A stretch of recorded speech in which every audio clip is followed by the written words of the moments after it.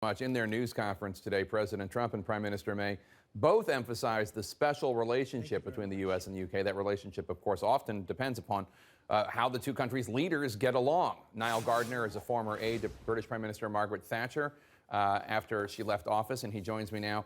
And Niall, thanks for joining us. My pleasure. There's obviously this tension, even though they played very well in front of the cameras, about how much of a threat Russia poses and whether or not these sanctions should be lifted.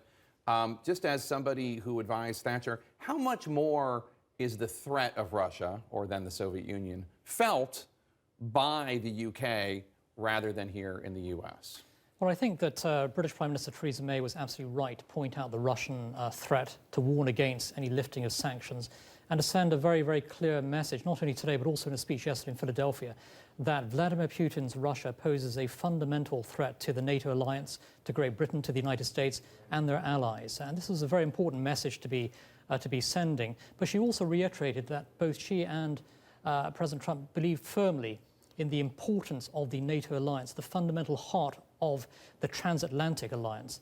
And I think that was made very, very clear in today's meeting. Well, I know that Prime Minister May believes in it, but obviously President Trump has been very critical of NATO. And I don't know that he believes that Russia is a threat. How will Prime Minister May deal with that, given that there do seem to be very clear areas of disagreement? I think the White House does understand very clearly that Russia poses a tremendous threat to the NATO alliance, to the United States, and to the West. Where do you get that from? I mean, I know that General Mattis does, and I know that CIA Director Pompeo does, and I'm sure there are plenty of others, but I'm specifically talking about President Trump. Yeah, and I think there is an awareness of that, and I think it's very, very important that in the coming weeks the message is sent to Moscow that the United States and the NATO alliance will resist any kind of Russian aggression. That message has to be sent loud and clear, not only from the Pentagon, but also from the White House as well.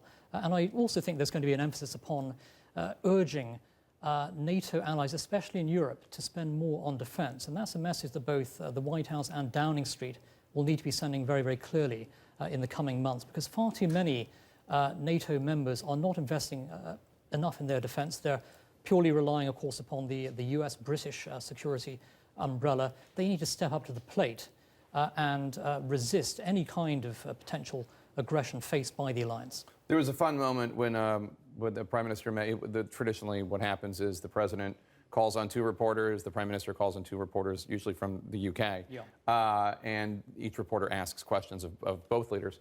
One of the British reporters had a rather edgy question for President Trump about all the things he believes that might scare people in the UK, including support and a belief that torture works.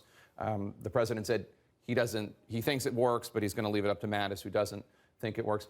It's unusual to hear a president talk so openly about torture, which is, by definition, against international and national law.